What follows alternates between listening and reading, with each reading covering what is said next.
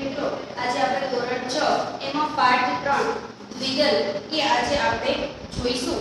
એના લેખક છે ડોક્ટર આઈ.કે. વીજળીવાલા। તેમનો જન્મ 14/7/1960 માં થયો। ડોક્ટર આઈ.કે. વીજળીવાલાનો જન્મ ભાવનગર જિલ્લાના અમરગઢમાં તેમનો જન્મ થયો હતો। તેઓ વ્યવસાયિક ડોક્ટર છે।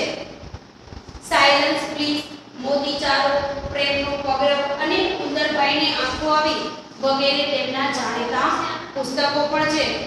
અહીં આપણે જે પાઠ દ્વિદલ ભણવાનું છે એમાં બે બોધ કથાઓ આપણને આપેલી છે।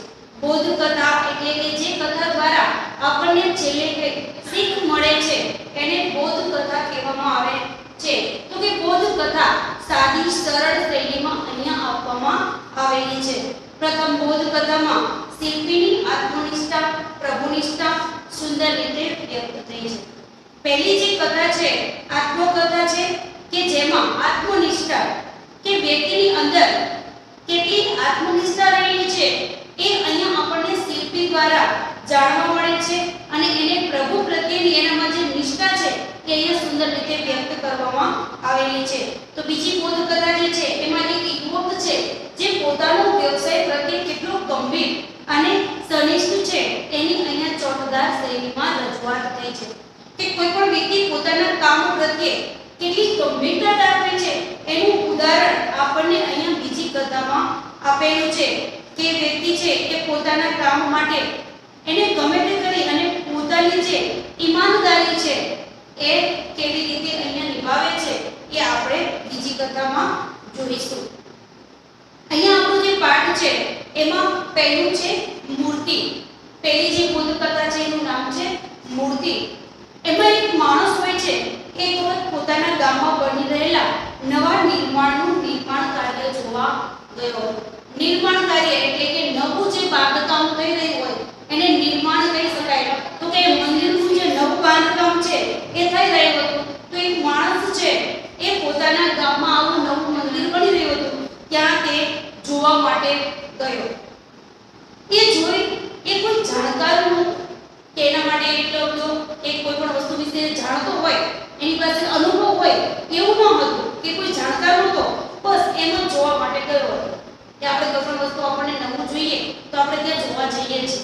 પછી એવું જરૂરી નથી કે જે વસ્તુ બને છે ત્યાં જેને જાણકાર હોય એ લોકો જોવા જાય છે। અહીંયા જે વ્યક્તિ જોવા જાય છે એ બસ જોવા માટે જ ગયો હતો, બાકી એના વિશે એને કોઈ માહિતી હતી નહીં, એનો કોઈ જાણકાર ન હતો। ત્યાં જઈને એને જોયું તો એક શિલ્પી ખૂબ જ એકાગ્રતાથી આરસ પહાડની પથ્થરમાંથી મૂર્તિ ઘડી રહ્યો હતો। આરસ જે પહાડ હોય એટલે કે આરસનો જે પથ્થર હોય એમાંથી ભગવાનની મૂર્તિ બનાવી રહ્યો હતો। પેલા માણસને એના કામમાં રસ પડી ગયો। એ માણસ જે જોવા ગયો હતો એને જે મૂર્તિ ઘડી રહ્યો હતો શિલ્પી, તેને એના કામ જોઈને એને કામમાં ઘણો રસ પડી ગયો। એ શિલ્પી બાજુમાં બેસી ગયો। જે શિલ્પી હતો એની બાજુમાં જ એને માણસ બેસી ગયો। એનું જે કાર્ય જોવામાં એને થોડો રસ પડી ગયો એટલે એ શિલ્પીની બાજુમાં જઈને તે બેસી જાય છે। અચાનક એનું ધ્યાન બાજુમાં પડેલી એવી જ એક મૂર્તિ પર પડ્યું। એ જ્યારે એના જે મૂર્તિ ઘડી રહ્યો હતો શિલ્પી એની બાજુમાં જ્યારે બેઠો ત્યારે એની અચાનક એની નજર જાય છે કે જેવી જ મૂર્તિ અત્યારે જે મૂર્તિ શિલ્પી ઘડી રહ્યો છે એવી જ મૂર્તિ બાજુમાં પડી છે। તો એનું ધ્યાન અચાનક એ મૂર્તિ ઉપર પડે છે, એને નવાઈ લાગે છે। આ નવાઈ લાગવું મતલબ આશ્ચર્ય થાય છે। એને શિલ્પીને પૂછ્યું, શિલ્પકારને પૂછે છે કે મંદિરમાં એક સરખી બે મૂર્તિઓની શી જરૂર છે? કે આ મંદિર જે બની રહ્યું છે એમાં એક સરખી બે મૂર્તિની તે જરૂર છે? પ્રશ્ન કરે છે એક સરખી બે મૂર્તિની તો જરૂર નથી, કેમ એક મૂર્તિ બાજુમાં છે છતાં તું બીજી મૂર્તિને ઘડી રહ્યો છે? શિલ્પી એને જવાબ આપે છે, ના, શિલ્પીએ જવાબ આપ્યો, ખાલી એક જ મૂર્તિની જરૂર છે। મંદિરમાં એક સરખી બે મૂર્તિની જરૂર નથી, પણ મંદિરમાં એક જ મૂર્તિની જરૂર છે, પરંતુ આ બીજી મૂર્તિમાં થોડું નુકસાન થવાથી છેલ્લી ઘડીએ તેને મારે પડતી મૂકવી પડી।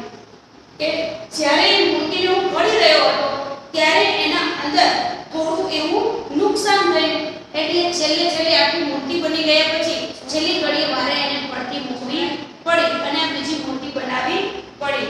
પેલો માણસ ઊભો થઈ પડેલી મૂર્તિને ચારે તરફ તેને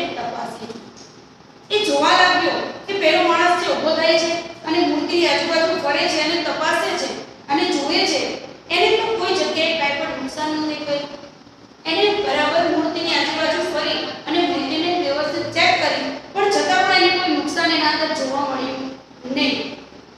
એણે આશ્ચર્ય સાથે શિલ્પીને પૂછ્યું. એને નવાઈ લાગી કે મૂર્તિમાં તો મને કંઈ નુકસાન દેખાતું નથી.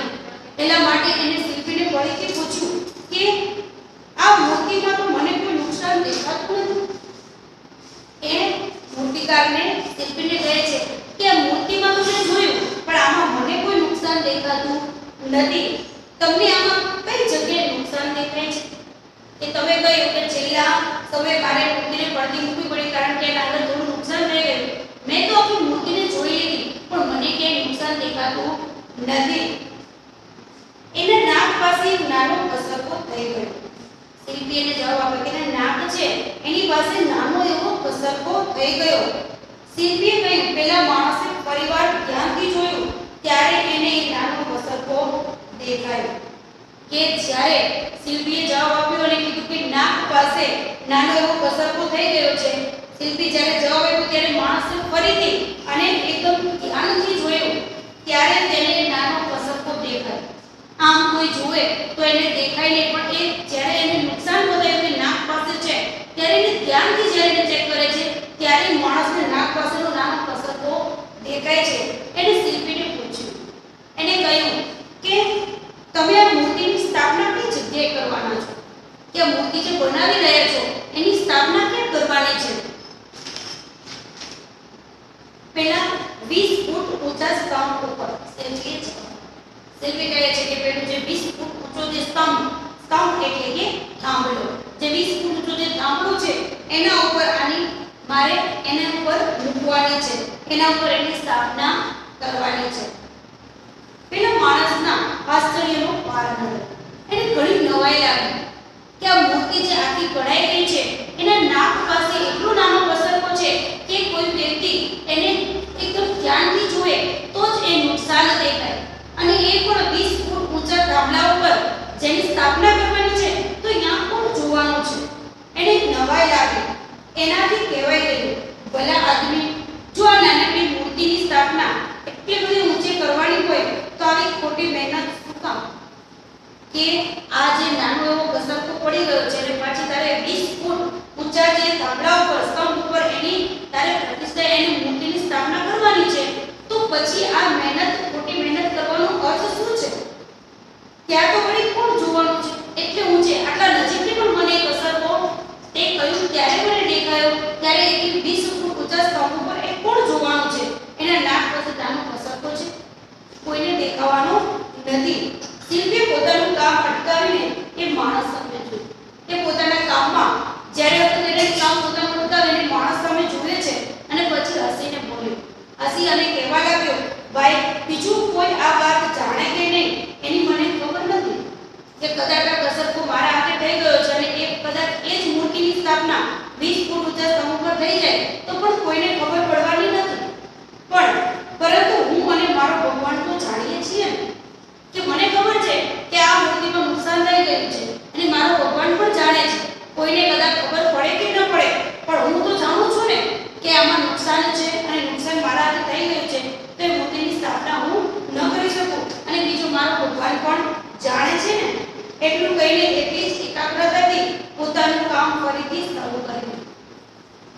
એ આટલું જ કહી અને પછી પોતાનું કામ ફરીથી એકાગ્રતાથી એક ધ્યાન દઈ અને પોતાના કામની શરૂઆત તેને કરી દીધી. નિશબ્દ બની પેલો માણસ તો શિલ્પીને જોયો. નિશબ્દ એટલે કે શબ્દ વિનાનું શાંત. કોઈ પણ શબ્દ ન બોલી શક્યો પણ એના શાંત રહેવાનું છે એ આખું એને કહેવાય ગયું કે માણસને પણ શિલ્પીની જે એકાગ્રતા છે એ જોઈને તેને નવાઈ લાગી. પેલો માણસ શિલ્પી સામે જોઈ રહ્યો કે પહેલી આપણી પાસે જે બૌદ્ધ કથા છે એમાંથી આપણને એક જ વસ્તુ શીખવા મળે છે કે જ્યારે વ્યક્તિ છે એ પોતાના કામ પ્રત્યેની જે ઈમાનદારી છે, આત્મનિષ્ઠા છે અને બ્રહ્મનિષ્ઠાથી સુંદર કામ કરવાથી વ્યક્તિની જે ઓળખ છે એ છબી એની બહાર આવે છે.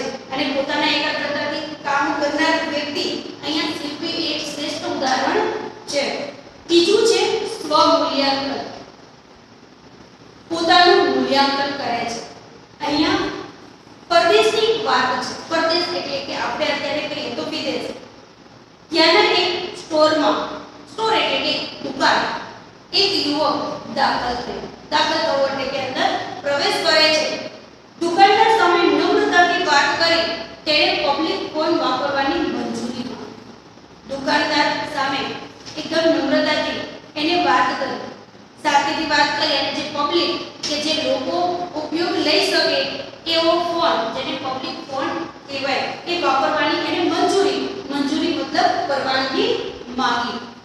દુકાનદારે તેને આ પાડી. દુકાનદારે કહ્યું કે આ તમે ઉપયોગ કરી શકો છો.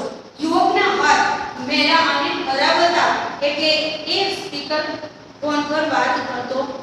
એના હાથ ખરાબ હતા એટલા માટે ફોન છે એ સ્પીકર ઉપર રાખી અને તે વાત કરી રહ્યો હતો.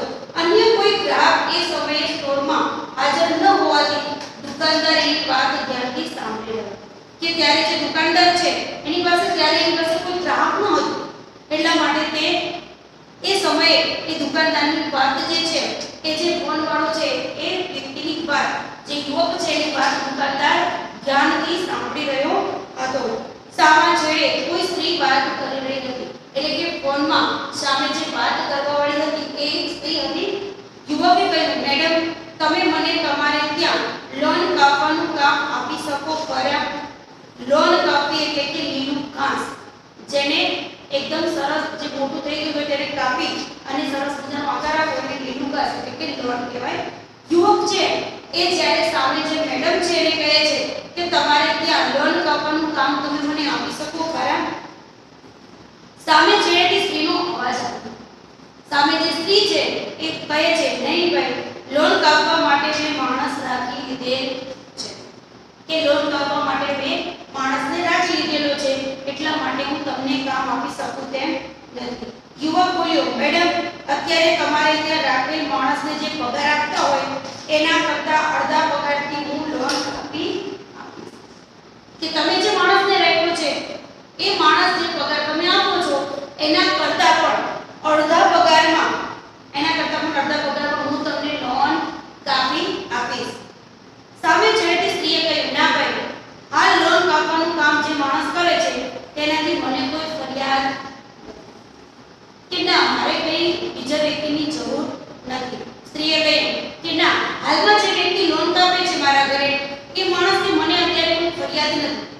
એનું કામ પણ સારું છે, એના કામમાં મને કોઈ ફરિયાદ લાગતી નથી એટલા માટે મારે કોઈ બીજા માણસની જરૂર નથી.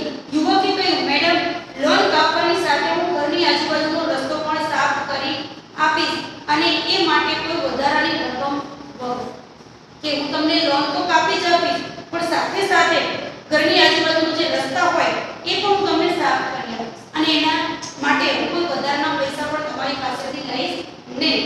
પહેલી સ્ત્રીએ જવાબ આપ્યો, ના ભાઈ, આભાર, મને હમણાં કોઈ વ્યક્તિની જરૂર નથી. મેં રોકેલા માણસથી મને પૂરો વિશ્વાસ છે. એને કહ્યું કે ના ભાઈ, તમારો ખૂબ આભાર કે તમે મને પૂછ્યું, પણ મારે અત્યારે હાલમાં કોઈ વ્યક્તિની જરૂર, બીજા કોઈ વ્યક્તિની જરૂર નથી. પણ મેં જે રોકેલો માણસ છે એનાથી મને પૂરો સંતોષ, એના કાર્યથી એ જે મારા ઘરે કામ કરે છે એમાં મને કોઈ ફરિયાદ પણ નથી અને મને એના કામથી સંતોષ પણ છે. આટલી વાતચીત પૂરી કરી ખુશખુશાલ ચહેરે યુવક ફોનનું સ્પીકર, એને નોકરી ન મળી છતાં પણ તે ખુશ હતો, એના ચહેરા પર આનંદ હતો અને તેને ફોનનું સ્પીકર બંધ કર્યું. દુકાનદારનો ફરી એકવાર આભાર માની તે જવાની તૈયારી કરતો. દુકાનદારને તેને આભાર માન્યો અને તે જવાની જ્યારે તૈયારી કરી રહ્યો હતો એ જ વખતે દુકાનદારે એને પાસે બોલાવ્યો. દુકાનદારને લાગ્યું કે આને નોકરી તો સામેવાળા જે બેન છે એને નોકરી માટે તો એને ના પાડી દીધી, છતાં પણ આ યુવક કેટલો આનંદિત છે, એના ચહેરા પર કેમ આનંદ છે. દુકાનદારે એને બોલાવીને એને પાછો બોલાવ્યો. એની વાતચીત સાંભળીને એ પણ ખુશ થઈ ગયો હતો. પેલી સ્ત્રીએ કામ આપવાની ના પાડી છતાં યુવકના ચહેરા પર નિરાશાની કોઈ રેખા નહોતી કે જરાય ઉદાસ પણ નહોતું. ટૂંકમાં એને એક કુમારી અને એને થયું કે આ વ્યક્તિને કામ ન મળ્યું છતાં પણ એ બિલકુલ નિરાશ ન થયો અને એની આ જ કુમારી કે કામ ન મળવા છતાં નિરાશ ન થયો અને ચહેરા પરનો જે આનંદ છે એ દુકાનદાર એને સ્પર્શી ગયો. એને એકદમ નવાઈ લાગી કે આ વ્યક્તિને કામ ન મળવા છતાં પણ એ કેમ આટલું બધું ખુશ છે. તો યુવક પાસે આવ્યો અને એટલે દુકાનદારે એને પૂછી લીધું, દુકાનદારને થયું તો યુવકને એને પૂછ્યું, યુવક, પેલી સ્ત્રીએ કામ આપવાની ના પાડી તો પણ તું ખુશ રહી શક્યો, એ વાત મને ખૂબ જ ગમી. કે તને કામ ન મળવા છતાં તું નિરાશ ન થયો અને છતાં પણ તું આનંદિત રહ્યો ને, એ મને તારો જે સ્વભાવ છે એ મને ખૂબ જ ગમ્યો. કે પેલી સ્ત્રીએ કામ આપવાની ના પાડી તો પણ તું ખુશ રહી શક્યો ને, એ વાત મને ખૂબ જ સ્પર્શી ગઈ. એને ભલે ના પાડી, પરંતુ હું તને કામ આપવા તૈયાર છું. બોલ, મારે ત્યાં કામ કરીશ? એ કહે છે કે તને કામ ન મળવા છતાં પણ તું જે ખુશ રહી શક્યો એ સ્વભાવ તારો મને ખૂબ જ ગમ્યો. એટલા માટે એ સ્ત્રીએ ભલે તને કામ આપવાની ના પાડી હોય પણ હું તને કામ આપીશ. દુકાનદારે એને બોલાવીને કહ્યું કે હું તને કામ આપીશ. પહેલા યુવકે હસતા હસતા ના પાડી. યુવકે કહ્યું હસતા હસતા કે મારે કામની જરૂર નથી. દુકાનદારને અત્યંત નવાઈ લાગી. એને આશ્ચર્ય થયું કે એણે કહ્યું, પણ દીકરા, હમણાં તો તું પેલી સ્ત્રીને કામ માટે રીતસરની આજીજી કરી રહ્યો હતો. આજીજી કરી મતલબ વિનંતી કરી. કે મેં જોયું કે ફોનમાં તું એ સ્ત્રી પાસે હકીકતમાં કામ માટે રીતસરની તું વિનંતી કરી રહ્યો હતો. કામ નહોતું જોઈતું તો પછી એવું શા માટે કરતો હતો? કે તારે કામની જરૂર જ ન હતી તો સ્ત્રી પાસે તો વિનંતી કેમ કરી રહ્યો હતો? યુવક હસતા હસતા બોલ્યો, નહીં સર, હું જ એ મેડમને ત્યાં કામ કરું છું. કે હું પોતે જ છું કે મેડમના ત્યાં હું કામ કરું છું. આ તો મારું કામ કેવું છે એ તપાસવા માટે જ મેં એમને ફોન કર્યો. કે એ જે મેડમ છે જે મને કામ આપવાની ના પાડી એ મેડમને ત્યાં જ હું કામ કરું છું. અને હું તો મારી પોતાની જાતને ચકાસતો હતો, તપાસતો હતો કે મારું કામ કેવું છે. કદાચ મારા કામમાં કંઈ ખોટ હોત, મારા કામમાં કંઈ ફરિયાદ હોત તો લો મેડમ અત્યારે હું બીજી વાર ફોન કરી અને બીજા યુવક તરીકે જો હું કામ માંગત ને તો એ માને કદાચ મારું કામને સ્વીકારી લે. એટલા માટે હું મારા કામ કેવું છે એ તપાસવા માટે મેં ફોન કરેલો, જેથી કરીને મારા કામ અંગે મને ખ્યાલ આવે કે મારા કામથી કોઈને અસંતોષ તો નથી ને, મારા કામથી તેઓ ખુશ તો છે ને, એ જોવા માટે મેં ફોન કરેલો.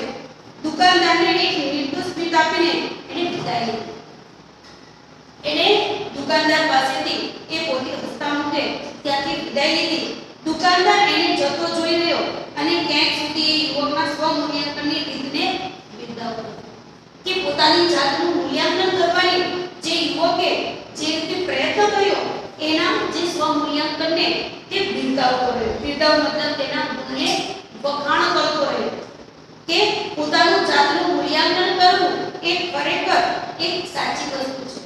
કે આપણે જ્યારે આપણા કામથી કોઈને અસંતોષ તો નથી ને, આપણા કામથી સામેવાળા વ્યક્તિ ખુશ છે એના માટે સ્વમૂલ્યાંકન કરવું જોઈએ. તો બીજું જે આપણી પાસે અહીંયા બોધકથા છે એ સ્વમૂલ્યાંકન, કે વ્યક્તિએ પોતાની જાતને કેવી રીતે ચકાસી. તો અહીંયા યુવક છે એ પોતે જે કામ કરે છે એ પોતાના કામથી સામેવાળી વ્યક્તિ સંતુષ્ટ છે કે નહીં એના માટે પોતાની જાતનું સ્વમૂલ્યાંકન કરે છે. અને એ સ્વમૂલ્યાંકન દ્વારા એને ખબર પડે છે કે સામેવાળી વ્યક્તિ છે એ પોતાના કામથી તે ખુશ છે અને એના પોતાના કામથી એને કોઈ ફરિયાદ છે નહીં. તો આપણે અહીંયા બે બોધકથાઓ આપણે જોઈ લીધી. પહેલી બોધકથા હતી કે જ્યાં મૂર્તિકાર પોતે પોતાની એકાગ્રતા અને પોતાની લગનથી જે મૂર્તિ ઘડી રહ્યો હતો એમાં સહેજ એવો નાનો ઘસાકો થઈ જવાથી પણ એ મૂર્તિને પડતી મૂકી અને બીજી નવી મૂર્તિ બનાવે છે. કારણ કે ભૂલ છે બીજાને ખબર હોય કે ન હોય પણ પોતે જાણે છે. આપણે જ્યારે કોઈ પણ ભૂલ કરીએ છીએ ઘરે પણ અથવા તો બહાર પણ ક્યાંય આપણાથી ભૂલ થઈ જાય ને તો આપણે એને છુપાવીએ છીએ. કદાચ ત્યારે આપણા આત્માને તો ખબર જ છે, આપણી પોતાની જાતને ખબર હોય છે કે આ ભૂલ મેં કરેલી છે અને એ ભૂલ છે એ સતત આપણને અંદરથી હંમેશા એવો અહેસાસ થાય છે કે આ ભૂલ મારાથી થઈ છે. બહાર આપણને ખબર હોય કે ન હોય પણ આપણી પોતાની જાત હંમેશા એને સરળ અનુભવીએ છીએ. તો પોતાની જાતને ખબર હોય છે કે મારી ભૂલ છે અને બીજું જોનાર તો કે ભગવાન છે, ઈશ્વર છે, એને પણ ખબર છે કે તમે ભૂલ કરેલી છે. એટલા માટે કોઈ જુએ કે ન જુએ પણ આપણે આપણી ભૂલને સ્વીકારવી જોઈએ. અને બીજી હતી કે સ્વમૂલ્યાંકન, પોતાનું જાતનું હંમેશા મૂલ્યાંકન કરવું જોઈએ કે પોતે કેવું કાર્ય કરી રહ્યા છે. આપણે કદાચ એવું માનીએ કે મારું કામ છે સારું જ છે એવું આપણે મનથી માનીએ છીએ પણ આપણા કામને બીજા લોકો કેવું માની રહ્યા છે એ જોવા માટે આપણે પોતાની જાતનું સ્વમૂલ્યાંકન કરવું જોઈએ. અહીંયા સત્ય સમજૂતી છે એ પણ જોઈ લઈએ આપણે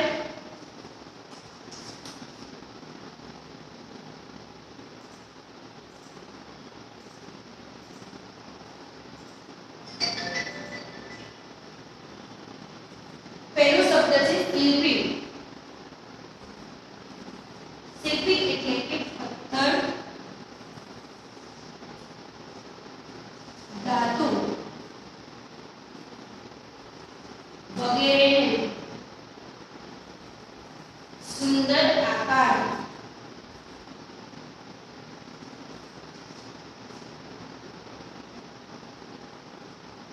આપનાર કે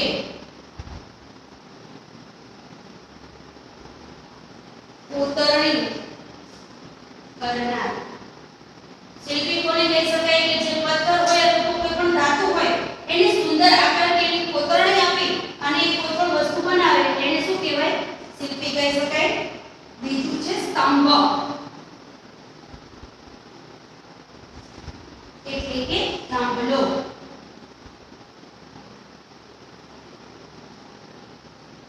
ત્રીજું છે નિશબ્દ. નિશબ્દ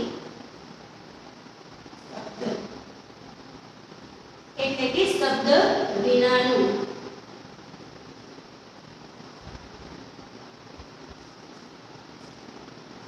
અથવા તો શાંત. ચોથું છે મંજૂરી, પરવાનગી.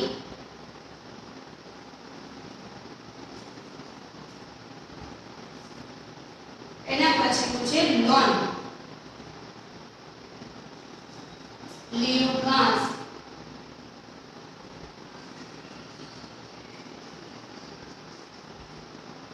એના પછીનું છે આજીજી એટલે કે વિનંતી. સાતમું છે બિરદાવવું,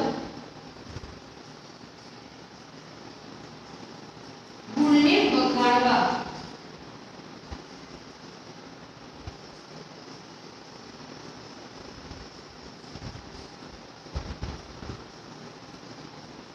કે તેની કદર કરવી.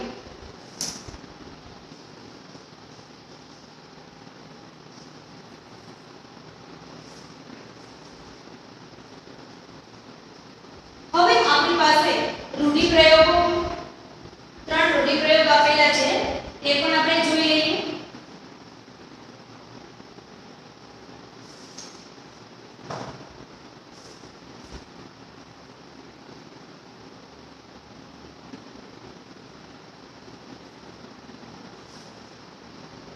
પહેલું છે પડતું મૂકવું એટલે કે છોડી દેવું. પડતું મૂકવું એટલે કે છોડી દેવું. નિસ્તવ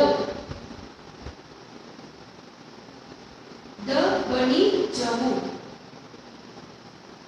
એટલે કે શાંત થઈ જવું. ત્રીજું છે વિદાય લેવી એટલે કે જવા માટે છૂટા પડવું. હવે આપણે સ્વાધ્યાયના અને અભ્યાસના પ્રશ્ન જોઈશું.